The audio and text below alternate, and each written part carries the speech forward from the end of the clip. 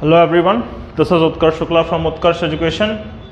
Hindi lectures for all exam series में, जिसके ज़रिए किसी भी एग्ज़ाम में हिंदी सब्जेक्ट का जो पोर्शन है उससे संबंधित आपकी तैयारी करवाने के लिए ये जो लेक्चर सीरीज चल रही है, उसमें आज के लेक्चर में जो बहुत ही छोटा होने वाला है 5-6 मिनट का, हम तोमर छंद के बारे में पढ़ेंगे। इससे पहले कई छंदों के बारे में पढ़ा चुका हूँ, इससे आगे भी मैं कई छंदों के बारे में आपको पढ़ाने वाला हूँ।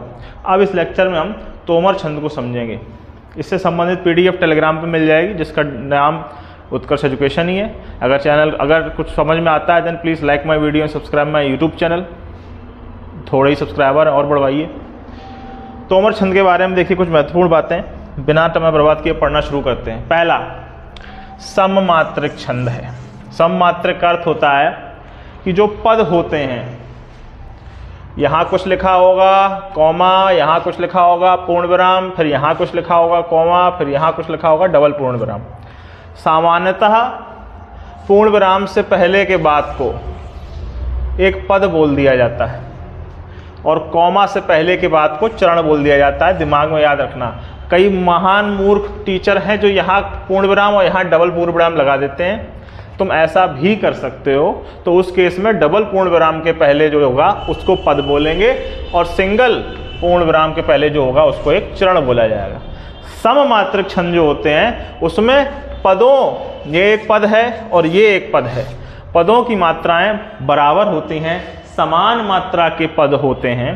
चरणों की मात्राओं में अंतर हो सकता है पर पदों की मात्रा बराबर रहती है। तोमर छंद की विशेषता है कि वो समचरणिक छंद भी है, सममात्रिक चरण छंद भी बोल सकते हैं। चरण में भी 12-12 मात्राएं होंगी प्रत्येक चरण में।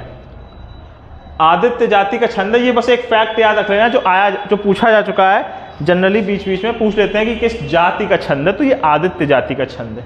और जो अंत होगा पद का, ये इसके अंत में मात्राएं जो होंगी शब्द में वो होंगी पहली बड़ी मात्रा और अंत में एक छोटी मात्रा। 2,1 या दीर्घ उच्चारण चिन्ह, एक छोटा सा चिन्ह, इस तरह के शब्द आएंगे जैसे हाल या भाल, कार। तो ये बड़ी मात्रा है और ये यहाँ छोटी मात्रा है, बड़ी मात्रा है छोटी मात्रा है। इस तरह से अंत होगा एक पद का। कार में भी यही बात है, भाल में भी यही बात है। तो इस तरह से इसका अंत होना है। 12 मात्राओं के लिए एक एग्जाम्पल मैंने दे रखा है। हर नगर है बदहाल, अब जरा देख ना भाल, है व्यवस्था लाचार, दिख रही चुप सरकार। अब मात्राएं गिनते हैं, क्योंकि अगर आपको छंद पढ़ने हैं तो मात्राएं गिनना बहुत जरूरी, आपको आना चाहिए। चलिए, छोटा आ, छोटी ई, छोटा ऊ और रिरी में एक मात्रा, बाकी सब में 2 मात्राएं, बाकी सब में 2 मात्राएं। तो छोटा आ की मात्रा है तो 1, छोटा आ की मात्रा है 1, 1 1 1, आई की मात्रा है 2, फिर से 1 और अंत है हा, बड़े आ की मात्रा है तो 2 और यहाँ 1, इनको जोड़ोगे तो 12 मात्राएं आएंगी। 1 2 3 4 5 6 7 8 9 10 11 12 मात्राएं। अभी यहाँ भी गिनेंगे 1 1, अब जरा 1 2 देख 2 1 1 2 1, फिर से 12 2 2 1 2 2 2 1।